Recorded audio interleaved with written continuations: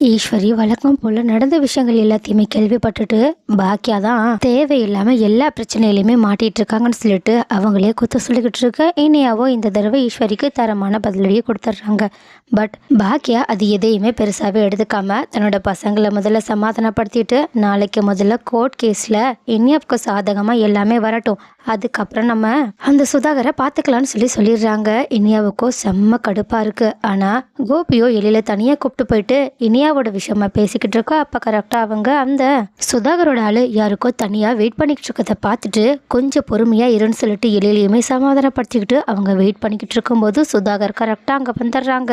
அப்போ இதை பார்த்துட்டு கோவத்துல எழில் அந்த ஆள் அடிக்கிறதுக்காக போக, ஆனா கோபியோ எழில தடுத்து நிறுத்திட்டு நடக்கிறது எல்லாத்தையுமே வேடிக்கை பார்த்துட்டு வீட்டுக்கு கோவத்தோட வந்து வீட்டுல இருக்கவங்க எல்லார்கிட்டயுமே நடந்த விஷயத்த சொல்றாங்க. இதை கேட்டுட்டு இனியா செம்ம கோவத்தோட இதை பத்தி பேசுறதுக்காக வெளியே கிளம்பி போக, ஆனா இனியாவை தடுத்து நிறுத்தின பாக்கியாவும் இந்த மாதிரி நாளைக்கு கோர்ட் கேஸ் தான் முக்கியம்னு சொல்லிட்டு அவங்கள மறுபடியுமே சமாதானப்படுத்தி அவங்களோட ரூமுக்கு அனுப்பி வைக்க, இதை பார்த்துட்டு எழுலு செலியனும் ரொம்பவே கடுப்புல நின்றுகிட்டு இருக்காங்க. பட் ரூமுக்கு போயிட்டு இதை பத்தியே யோசிச்சுட்டு இருக்க இனியாவை பாக்கியாத ரொம்பவே பெருந்தன்மையோட சமாதானப்படுத்திக்கிட்டு இருக்காங்க. அதுவும் தான் தான் எல்லா பிரச்சனைக்கும் காரணம்னு சொல்லிட்டு அத்தனை பழியையுமே தான் மேல தூக்கி போட்டுக்கிட்டு இருக்க இனியாவை பாக்கியா ரொம்பவே தன்னோட வார்த்தைகளால ஆறுதல் படுத்திக்கிட்டு இருக்காங்க. ஸோ கைஸ், நாளைக்கு இனியாவுக்கு டிவோர்ஸ் கேஸ்ல எப்படியாவது சாதகமான தீர்ப்பு வருமா, அவங்க நிதிஷோட வாழ்க்கையில இருந்து சீக்கிரமா விடுதலையாகி வெளியே வர வாய்ப்புகள் இருக்கா, அப்படி இல்லைன்னா சுதாகர் மறுபடியுமே இந்த விஷயத்துல வேற ஏதாவது பண்ண வாய்ப்புகள் இருக்கான்னு உங்களோட கருத்துக்கள் என்னன்றத கமெண்ட்ல சொல்லுங்க.